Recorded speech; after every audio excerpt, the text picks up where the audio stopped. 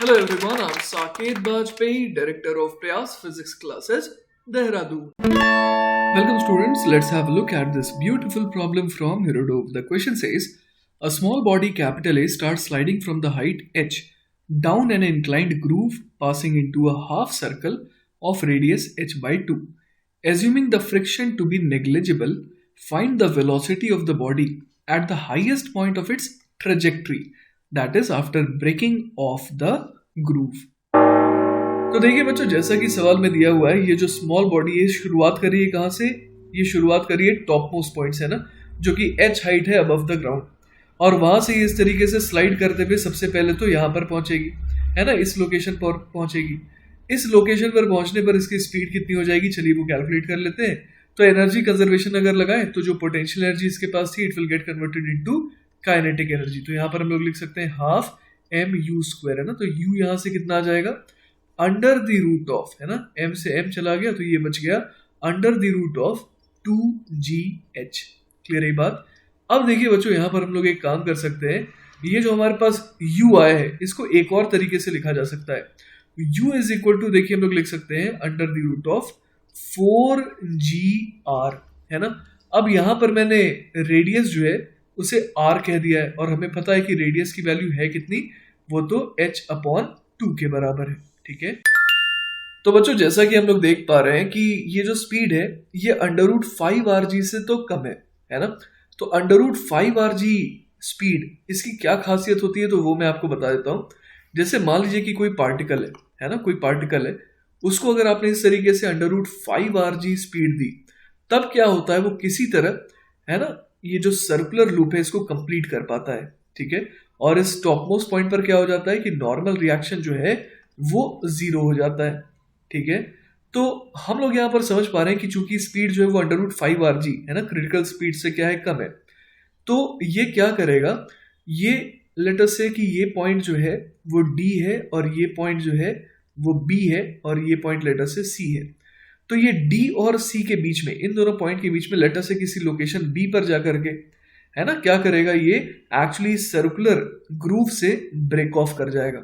उसके बाद it will behave as a projectile, है ना। और ऐसा मैं इसलिए कह रहा हूं क्योंकि जब ये एक बार इस सर्कुलर लूप का हिस्सा होना बंद हो जाएगा, तब इस पर सिर्फ और सिर्फ जो फोर्स लगेगा that would be force of gravity. तो it will behave like a projectile net, क्योंकि उस पर सिर्फ और सिर्फ mg फोर्स लग रहा है। ऑलराइट, तो बच्चों आप इस लेफ्ट वाले डायग्राम को थोड़ी देर के लिए शुरुआत में देखिए। तो यहां पर देखिए हम लोग कह सकते हैं कि ये जो बी पॉइंट है इसकी खासियत क्या है कि यहां पर नॉर्मल रिएक्शन 0 हो जा रहा है।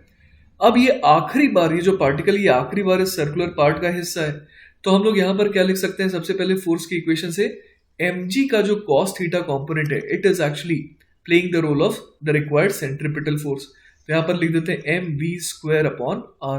क्लियर है बात? उसके अलावा हम लोग अगर एनर्जी कंजर्वेशन की बात करें तो बॉटम मोस्ट पॉइंट पर एनर्जी कितनी थी, तो वो थी हाफ mu², है ना। मैंने बॉटम मोस्ट पोजीशन को क्या माना है, gp बराबर 0 वाली लोकेशन, है ना, मतलब कि बॉटम मोस्ट पॉइंट पर मैंने पोटेंशियल एनर्जी को 0 माना है। तो इसके पास सिर्फ क्या रह जाएगी, काइनेटिक एनर्जी। ठीक है, तो हाफ mu² को किसके बराबर कर सकते हैं, half mv² plus mg multiplied by जो हाइट इसने अचीव कर ली। अब ये हाइट कितनी हो जाएगी, तो आप देख पा रहे हैं कि ये r में और कितना ऐड कर दे, r cos थीटा। तो राइट साइड के डायग्राम में मैं इसे दिखा देता हूं as r plus r cos theta, है ना। तो इस हाइट तक ये पहुंच चुकी है, तो यहां पर लिख देंगे mg into r plus r cos theta के बराबर।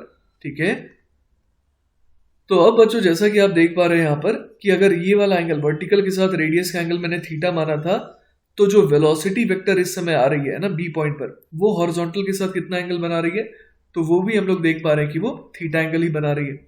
तो अब ये सवाल किसका रह गया, प्रोजेक्टाइल मोशन का हो चुका है। ठीक है, तो चलिए बच्चों अब हमारा टास्क है कि हम लोग ये v निकाल लें, है ना। ये v निकाल लेंगे, और अगर ये थीटा निकाल लेंगे तो हम लोग बड़े आराम से ये कह पाएंगे कि जैसे ये पार्टिकल है ना, ये जब प्रोजेक्टाइल मोशन कर रही है तो इसका जो टॉप मोस्ट पॉइंट होगा वहां पर इसकी स्पीड सिर्फ और सिर्फ कितनी हो चुकी होगी, इसकी स्पीड हो चुकी होगी v cos थीटा के बराबर, क्योंकि हम लोग जानते हैं कि प्रोजेक्टाइल मोशन के दौरान जो हॉरिजॉन्टल कंपोनेंट है वेलोसिटी का, वो चेंज नहीं होता है। ठीक है, तो हम लोग क्या चाहते हैं, v निकालना और cos थीटा निकालना। तो देखिए यहाँ पर दो इक्वेशन है, इन दोनों की मदद से हम लोग निकाल सकते हैं। तो सबसे पहली इक्वेशन को अगर देखें तो यहां से देखिए हमारे पास वी स्क्वायर की वैल्यू कितनी आ गई, वी स्क्वायर की वैल्यू आ गई are g cos of theta के बराबर। और इसको अगर हम लोग दूसरी इक्वेशन में पुट करते हैं तो कितना आ जाएगा, half m u square is equal to half m v square के बदले लिख सकते हैं r g cos of theta, और उसमें क्या ऐड कर देंगे plus m g r 1 plus cos of theta. Clear है। अब आपको याद होगा कि ये जो हाफ एम यू स्क्वायर है ये बेसिकली क्या था, ये था actually m g multiplied by 2r के बराबर। ठीक है, यहाँ पर 2r जो है वो क्या है, h है। तो half m u square was equal to m g into 2r, और उसको हम लोग किसके बराबर कर देंगे, half m into r g cos theta plus m g into r 1 plus cos of theta के बराबर। तो यहाँ पर देखिए बहुत सारी चीजें कैंसिल आउट हो जाएंगी, एम जी यहाँ पर गायब हो गया, आर भी देखिए यहाँ पर कॉमन है, गायब हो जाएगा।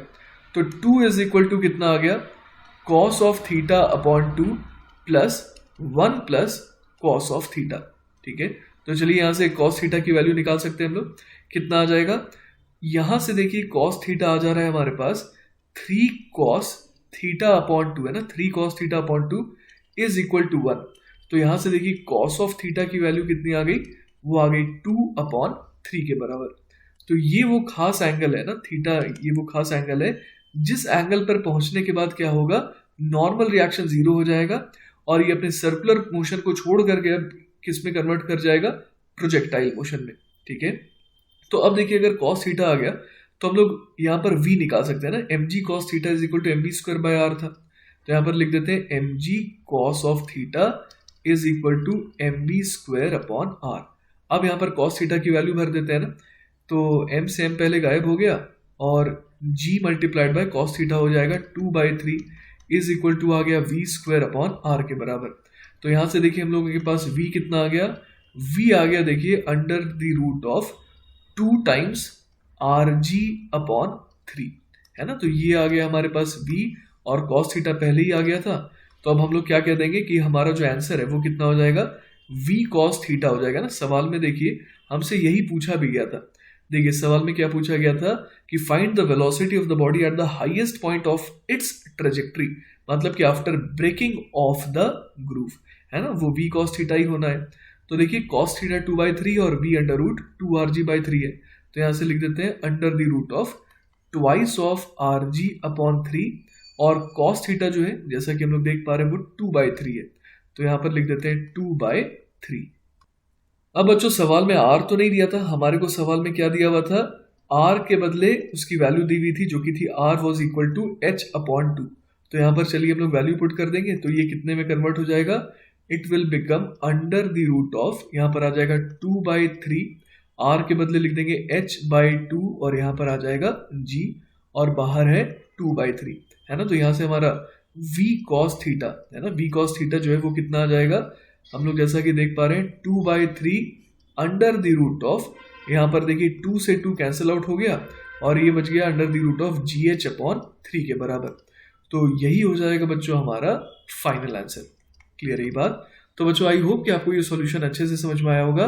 इन केस अगर कोई डाउट रह जाता है then feel free to contact me, I will be very happy to help you. Take care बच्चों, बाय बाय।